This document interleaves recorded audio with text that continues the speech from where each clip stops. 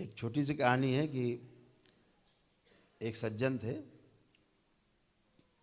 तो वो संत हो गए थे। तो गांव के सिरे पे सिरान का क्या बोलता, जहाँ से सड़क अंदर जाती थी वहाँ अपना किनारे झोपड़ी बना के वहीं रहते थे। तो एक दिन देखा उन्होंने रात में एक बड़ी कोई काली छाया गांव की तरफ प्रवेश कर रही थी। तो उनका है, भैया कहाँ जा रहे हो, खड़े हो जरा, तुम अलग टाइप के लग रहे हो कुछ देखने में। तो उनका, हाँ महाराज हम काल हैं, हम महाकाल के आदेश पे आए हैं और उसमें हमको स्वयं आना पड़ा, नहीं दूत आते हैं। बोले भाई तुम काहे के लिए आए हो?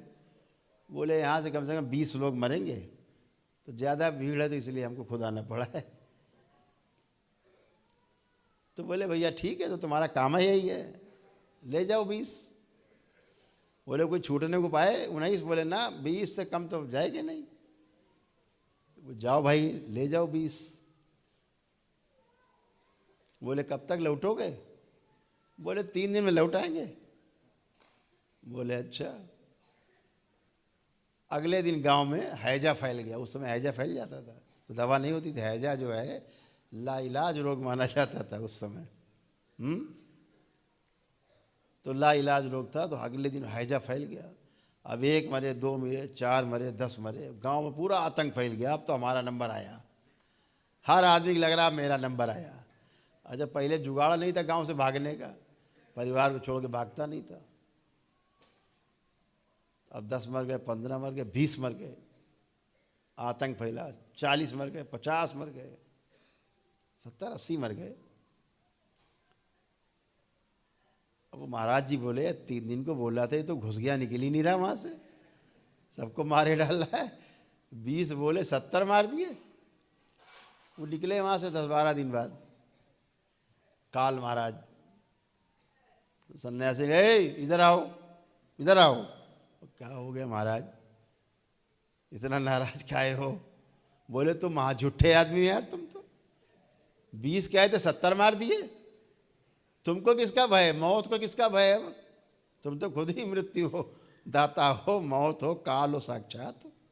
पहले ही बता देते भैया 70 मारेंगे हम, 20 काहे कहे? बोले महाराज देखो बात तो यही सही है, हम तो 20 ही लेने आए थे, अब 50 भय के मारे मर गए। अब हम क्या करें, हमें तो मजबूरी ने ले जाना, मर गए।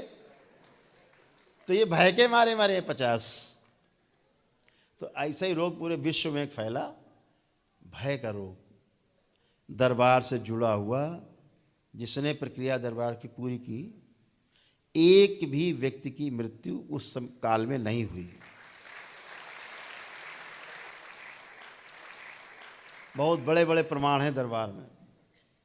इनकी ऑक्सीजन 24-25 रह गई थी। दरबार ने 2 मिनट के उनकी ऑक्सीजन फोन पे ही 75-80। तड़प रहे हैं कि प्राण निकल रहे हैं, अब मरे, अभी मरे, मरे मरे मरे मरे, एकदम जिंदा होकर बैठ गए ऐसे के।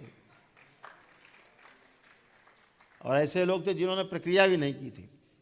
ऐसे लोगों को भी दरबार ने बचाया। और उस काल में यहाँ जितने लोग बैठे हो ना, इतने लोग यहाँ रह गए थे, फंस गए थे, बाकी चले गए। जितने लोग रह गए थे, निकलते इतने लोग रह गए थे। तो रोज़ सबके साथ ध्यान साधना यहीं अपना उठा पटक होती थी। रोज़ खूब ध्यान साधना होती थी सब यहीं पे, प्रतिदिन संकल्प होते थे। और सब ऐसा ही बैठते थे, सब एक साथ यहीं सोना, एक साथ भोजन बनना, एक साथ खाना, एक साथ रहना। कहीं ना कोई भय, ना कोई रोग, छींक तक किसी को आई नहीं कि छींक भी आई हो किसी को। और 2 महीने बाद यहाँ से जो रोग और थे, रोग और नष्ट होके एकदम टन होके निकले। और यहाँ प्रशासन के हाथ पैर फूल रहे तो गुरुदेव इतना आदमी आपके यहाँ कुछ हो ना जाए। हमने कहा भैया बाहर देखो तुम,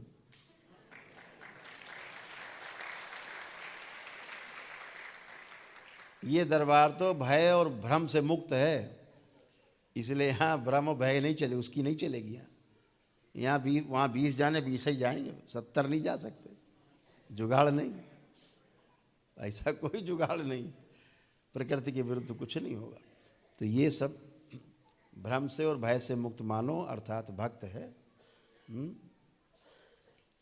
तो जो निर्भय हो गया है वही भक्त है। आप निर्भय हैं, तमाम आगे बढ़ सकते हैं, आगे बढ़ने का रास्ता आपके पास है।